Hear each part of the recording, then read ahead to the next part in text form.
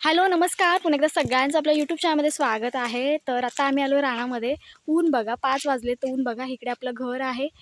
इकडे सगळे आजूबाजूला सगळी झाडं आहेत. इकडे आपला काजूसुद्धा आहेत. हा बघा इकडे काजू आहेत. आणि आत्ता आपण कच्चे कोकम काढायला आलो आहे. कारण की आपल्याला ते शिजवून दरवर्षी आम्ही करतो. ते शिजवून छानपैकी आतल्या बिया वगैरे काढून आणि वरचा जो काही गर असेल तो मिक्सरला लावून आपण छानपैकी फ्रीजरला ठेवतो. मग आपण कधीही आपल्याला वाटलं तरी आपण त्याची कढी करू शकतो, कोकमाची कढी. तर कढीसाठी जास्तीत जास्त हिरवेच कोकम वापरले जातात.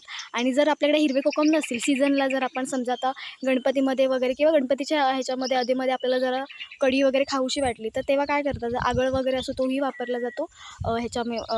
कोकमचा जो काही आगळ असतो तो पण वापरला जातो.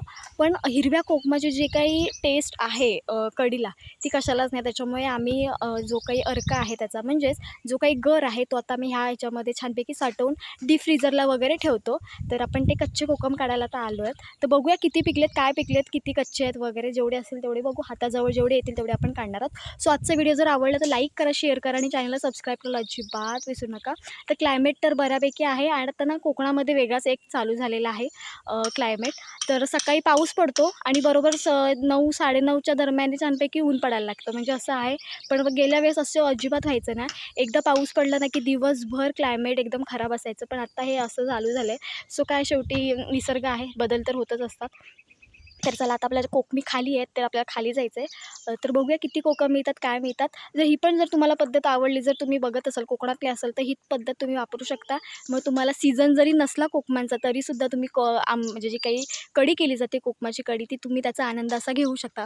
छानपैकी शिजवायची, आतले जे काही हे असतात बिया असतात त्या काढायच्या, मिक्सरला गर लावायचा आणि जो काही गर असेल तो छानपैकी डब्यामध्ये भरायचा आणि फ्रीजरला टाकून ठेवायचं. एक नंबर लागतं. आम्ही असंच करतो दरवर्षी आणि कधीही आम्हाला वाटलं तेव्हा आम्ही त्याची कढी करून खातो. तर चला आता जाऊया, आपण काढूया.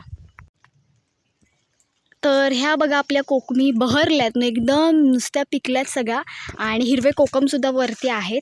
तर चला आता आपण हिरवे कोकम काढायला घेणार आहोत. हे बघा हिरवे, जे चांगले जाडे जाडे असतील ना तेच आपण काढणार आहोत. आणि खूप सारे कोकम पिकले आहेत. आता यांच्यावरती पाऊस वगैरे पण ऑलरेडी पडलेला आहे.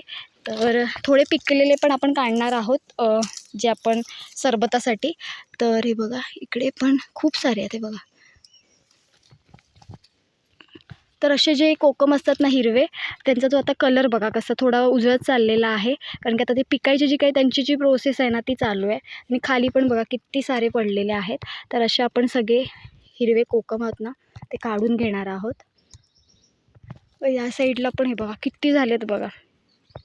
हे असे जे हिरवे असतील ते आपण काढून घेणार आहोत, हे बघा. सो याच्यापेक्षा पण कोकम आहे ना खूप मोठा होतो, जाडसर होतो. तर जास्ती लागले त्याच्यामुळे यंदा नाही बघा असे छोटे छोटे पण कोकम झालेले आहेत, हे बघा. तर आपण इथे आता असे एक एक काढून घेणार आहोत. हा बघा खाली तर खूप सारे कोकम गळून पडलेत, खूप म्हणजे खूप कोकम खाली गळून पडलेत. आणि की आता पाऊस वगैरे पण पडला आहे ना त्यांच्यावरती, त्याच्यामुळे. तर चला आपण आता हिरवे कोकम काढूया, हे बघा.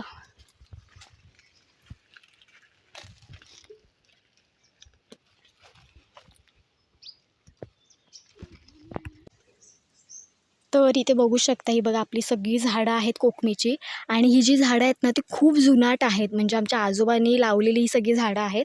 आणि आता त्या तसं बघायला गेलं तर खाली बिया वगैरे पडतात. आता तुम्हाला माहिती आहे कोणतेही फळ खाली पडलं की ती बी वगैरे रुजते, त्याचं परत रूप म्हणजे जे काय असतं ते तयार होतं.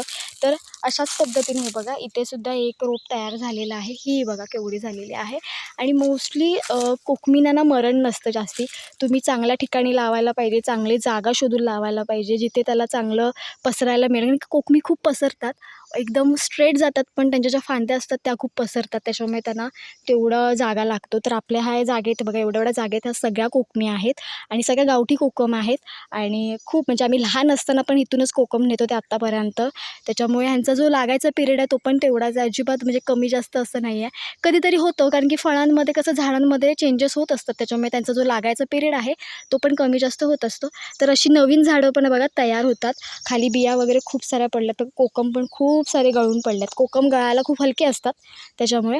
तर आता आपले काढायचं जे काम आहे ते चालू झाल्याने बघा मस्तपैकी क्लायमेट खूप छान झाले. तर चला थोडेसे आपण राहिलेत काढायचे कोकम ते काढूया. एकदम हाताजवळ आहेत जे इझिली निघतील.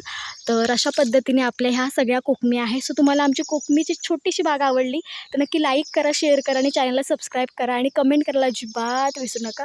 तर वरपर्यंत लागल्यात. एकदा जोरात पाऊस मोठा आला ना की ह्या सगळ्या गळून जातील बघा.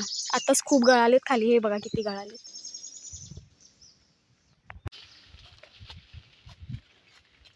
हे बघा, हे आता ना असे पिकत पिकत आलेले आहेत बघा, कलर बदलला त्यांचा.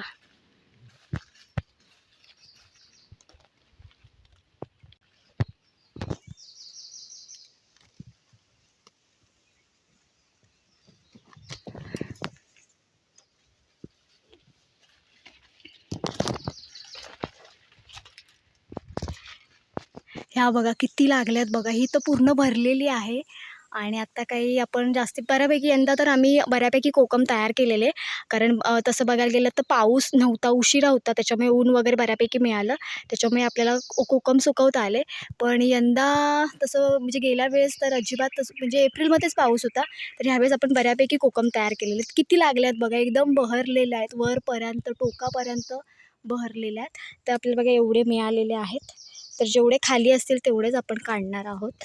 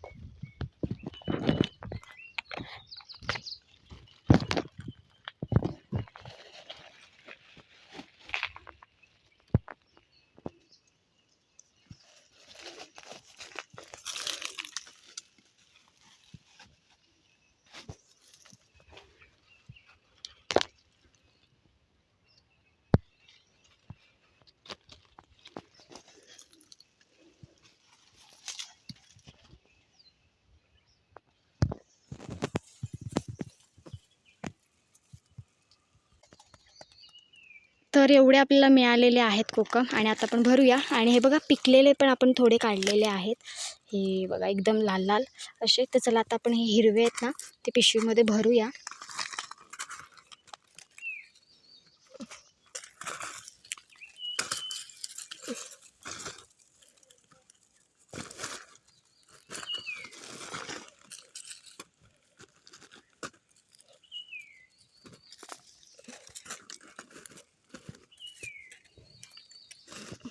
तर अशा पद्धतीने आपण जे काही छोटे छोटे आहेत ते आपण जास्त घेतलेले नाहीत, मोठेच घेतलेले आहेत.